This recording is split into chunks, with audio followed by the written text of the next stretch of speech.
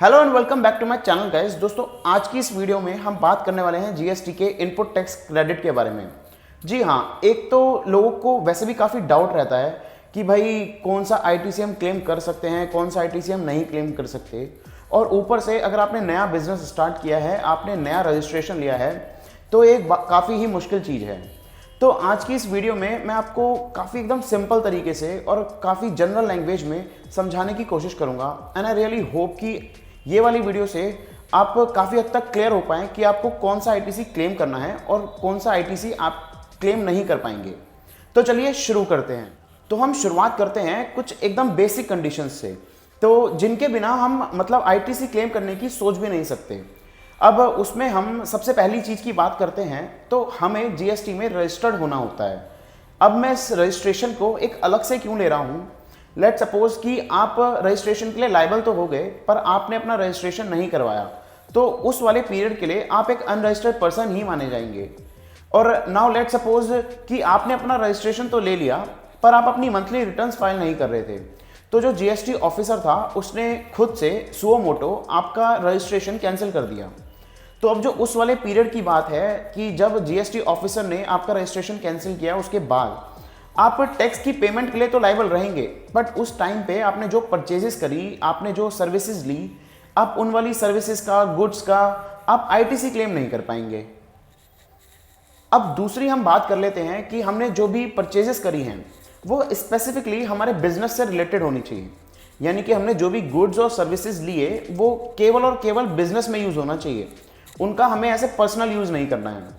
अब let suppose कि आपने अपने बिजनेस के नाम पे कोई एसी ले लिया और उसको आप घर में यूज़ कर रहे हैं, तो उस वाले एसी का आपको अपने बिजनेस में आईटीसी क्लेम नहीं कर पाएंगे।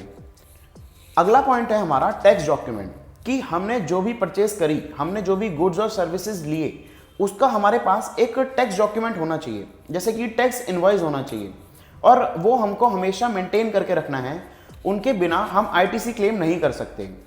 हमारा जो भी हमने गुड्स और सर्विसेज लिए वो हमें एक्चुअली में रिसीव हो गए हों, कि ऐसा ना हो कि बस हमने सामने वाले सेलर से एक बोगस बिल कटवा लिया हो और हम एक्चुअली में वो वाले गुड्स और सर्विसेज कभी रिसीव ही ना करें। हमारे नेक्स्ट दो पॉइंट एकदम बैक टू बैक रिलेटेड हैं, जैसे कि जिससे हमने सामान खरीदा या सर्विसेज ली, उसने जो हमसे टैक्स कलेक्ट किया वो उसने गवर्नमेंट को पे कर दिया हो, और उसी के साथ साथ जो हम मंथली रिटर्न या हम क्वार्टरली रिटर्न अपनी फाइल करते हैं, हमने वो अपनी रिटर्न फाइल कर दी हो। ये दोनों भी मैंडेटरी कंडीशन है और इसके बिना हम अपना आईटीसी क्लेम नहीं कर सकते। अगर आप इनमें से कोई सर्विसेज लेते हैं, जैसे कि आपका लाइफ इंश्योरेंस, आपका रेंट अ कैब का सर्विस, या फिर आपका कोई ब्यूटी ट्रीटमेंट से रिलेटेड, या आपका हेल्थ क्लब की कोई मेंबरशिप, तो ये सारी सर्विसेज भी आपकी पूरी की पूरी ब्लॉक होती हैं, बिकॉज इन वाली सर्विसेज का नेचर आपका माना जाता है कि वो एक पर्सनल नेचर की सर्विस है।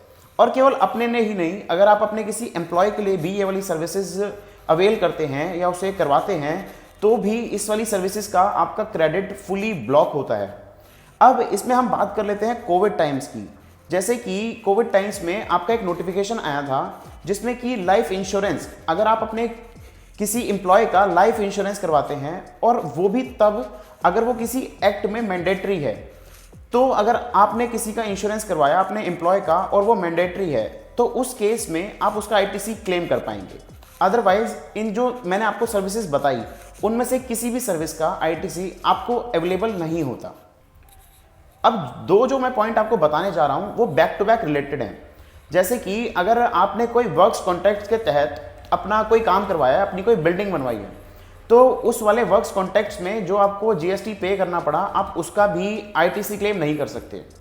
ये हो गई वर्क्स कॉन्ट्रैक्ट्स की बात। पर अगर आप कोई इमूवेबल प्रॉपर्टी, अगर आप एक इमूवेबल प्रॉपर्टी खुद बनवाते हैं, खुद उसको कंस्ट्रक्ट करवाते हैं, उसके लिए आप सामान खरीदते हैं, आप कोई सर्विसेज लेते हैं, तो उन वाली सारी सर्विसेज का, गुड्स का भी आईटीसी आपके लिए फुली ब्लॉक है, उसमें से आप कुछ भी क्लेम नहीं कर सकते।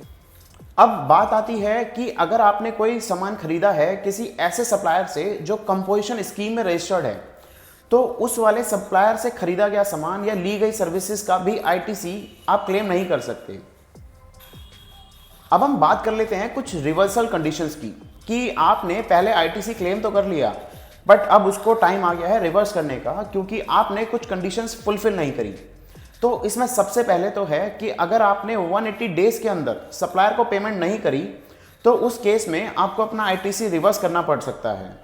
दूसरा, अगर आपने किसी से गुड्स लिए और अगर आपके वो गुड्स खो गए, डिस्ट्रॉय हो गए, या आपने किसी को ऐसा फ्री सैंपल दे दिए, या फिर आपने किसी को गिफ्ट दे दिए, तो उस केस में भी उन वाले गुड्स का आपको आईटीसी रिवर्स करना पड़ेगा। अब एक और कंडीशन है जिसको मैं आपको एक एग्जांपल के थ्रू समझाने की कोशिश करता हूँ। लेट सपोज कि आपने किसी से कोई एग्रीमेंट कर लिया और वो एग्रीमेंट ऐसा है कि वो आपको हर 3-3 महीने के अंदर या हर 2-2 महीने के अंदर या व्हाटसोएवर टाइम पीरियड वो आपको सर्विसेज या गुड्स प्रोवाइड करेंगे। तो उस केस में जो आप अपना लास्ट लॉट या लास्ट सर्विस लेंगे, मान लो आपने किसी से 1 साल का कॉन्टैक्ट किया और वो 4-4 महीने 3-3 महीने के गैप में है, तो उसमें जो लास्ट वाला लॉट आएगा या लास्ट वाली सर्विस आप रिसीव करेंगे, आप उसी के टाइम पे अपना आईटीसी क्लेम कर सकते हैं। आल्सो अगर आपका जीएसटीआर 2A के अंदर आपका वो वाली परचेज, वो वाला आईटीसी रिफ्लेक्ट नहीं होता, तो उस वाले आईटीसी को आप क्लेम नहीं कर सकते। अब ये जीएसटीआर 2A क्या है और उसमें आईटीसी कहाँ से आता है? आपने किसी से कोई सामान खरीदा, कोई सर्विस ली, तो वो इंसान भी अपनी रिटर्न फाइल करेगा कि उसने एक पर्टिकुलर पर्सन को ये वाला गुड्स, ये वाली सर्विसेज सेल करी हैं या दी हैं। तो वो वाली जो रिटर्न होगी वो आपके पोर्टल पे इन जीएसटीआर 2A में रिफ्लेक्ट करेगी और उसी वाले आईटीसी का आप क्लेम कर सकते हैं। आप एक पर्टिकुलर ईयर का जो आईटीसी है वो नेक्स्ट ईयर की सितंबर की रिटर्न तक, यानी कि अगर आप फाइनेंशियल ईयर 2021 का आप अपना आईटीसी की बात कर रहे हैं तो 21-22 की सितंबर की रिटर्न तक, या फिर आप अपनी annual return particular financial year के एनुअल रिटर्न जो भी आप पहले भर दें, या तो सितंबर की रिटर्न या फिर उस पर्टिकुलर फाइनेंशियल ईयर की एनुअल रिटर्न, उस तक ही आप अपना आईटीसी क्लेम कर सकते हैं। उसके बाद उस पर्टिकुलर फाइनेंशियल ईयर का आप आईटीसी क्लेम नहीं कर सकते। अब हम बात कर लेते हैं कुछ और ब्लॉकेजेस की। जी हाँ, अभी यहाँ पे ये वाली बातें खत्म नहीं होती। अब अगर आप ऐसे देखिए, आप कोई आईटीसी ले रहे हैं और आप 2 काम कर रहे हैं। एक काम तो आपका है टैक्सेबल और दूसरा काम है आपका एग्जेम्प्ट। तो जो आप आईटीसी ले रहे हैं, अगर आप उसको पूरा एग्जेम्प्ट के लिए यूज़ कर रहे हैं तो वो वाला आईटीसी तो आपको मिलेगा नहीं। पर अगर आप कोई ऐसा कोई ऐसी सर्विस ले रहे हैं जिसको आप प्रोपोर्शनेटली या फिर जिस भी रेशो में आप एग्जेम्प्ट के लिए भी यूज़ कर रहे हैं और टैक्सेबल के लिए भी यूज़ कर रहे हैं, तो उसमें आपको कैलकुलेट करना है कि आप टैक्सेबल वाली टर्नओवर के लिए उस आईटीसी को कितना यूज़ कर रहे हैं और बाकी जितना बचा एग्जेम्प्ट के लिए उसको आपको रिवर्स करना पड़ेगा। अब इसी के साथ साथ जो मैं पहले भी आपको बता चुका, अगर आप कोई भी आईटीसी आप अपना पर्सनल नेचर में या फिर खुद के यूज़ के लिए आप उसको ले रहे हैं तो वो तो आपको बिल्कुल भी नहीं मिलेगा, तो आप उसको बिल्कुल भी क्लेम ना करें। अब एक और आईटीसी को लेके जो सबसे बड़ा डाउट रहता है, अब लोगों को लगता है कि अगर लोगों ने कोई मोटर व्हीकल खरीद लिया तो वो तो चाहे बिजनेस के नाम पे हो तो उसका तो उनको आईटीसी मिल जाएगा, या फिर उन्होंने अगर मोटर व्हीकल के नाम पे कोई इंश्योरेंस करवाया, कोई रिपेयर करवाया तो उसका भी आईटीसी उनको मिल जाएगा। पर ऐसा बिल्कुल नहीं है। जीएसटी लॉ में मोटर व्हीकल को बिल्कुल आपका ब्लॉक कर रखा है और उसका चाहे आप बिजनेस के नाम पे ही क्यों ना ले, बट आपको आईटीसी अलाउड नहीं है। अब मोटर व्हीकल में ऐसा भी नहीं है कि उन्होंने पूरा ही ब्लॉक कर रखा है, उसमें आपके 3 एग्जेम्पशन हैं। एक तो अगर आप मोटर व्हीकल को यूज़ कर रहे हैं फॉर फर्दर सप्लाई, कि आपका ये बिजनेस है कि आप कहीं से मोटर व्हीकल खरीदते हैं और आप आगे सप्लाई करते हैं, तो उस केस में आपको आईटीसी अलाउ हो जाएगा। दूसरा, ट्रांसपोर्टेशन ऑफ पैसेंजर, कि आप कोई ट्रांसपोर्टेशन सर्विस चलाते हैं जिसमें कि आपका काम ही ये है ट्रांसपोर्टेशन का, तो उस केस में भी आपको आईटीसी अलाउ हो जाएगा। और आपका तीसरा केस है इम्पार्टिंग मोटर ड्राइविंग स्किल्स, कि आप अगर किसी को गाड़ी चलाना सिखा रहे हैं, बस चलाना सिखा रहे हैं, तो उस केस में आपका आईटीसी फुली आपको अलाउ हो जाएगा। अब जो ऊपर ब्लॉक मोटर व्हीकल्स हैं वो आपके 13 सीटर तक ही हैं, यानी कि इसमें आपकी बसेस, आपके क्रेन्स, आपके बुलडोजर्स, ये सारे आपके इससे एग्जेम्प्ट हो गए और उनका क्रेडिट आप ले सकते हैं।